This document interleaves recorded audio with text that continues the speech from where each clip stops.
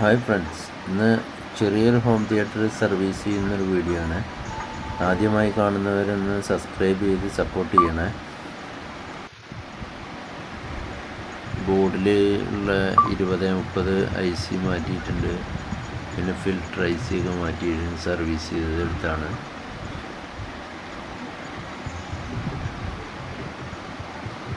ഈ കാണുന്ന ICകളൊക്കെയാണ് ഇന്ന് മാറ്റിയത്. സാധനം ഇപ്പോൾ വർക്കായിട്ടുണ്ട്. നമുക്കൊന്ന് വർക്ക് ചെയ്ത് നോക്കാം.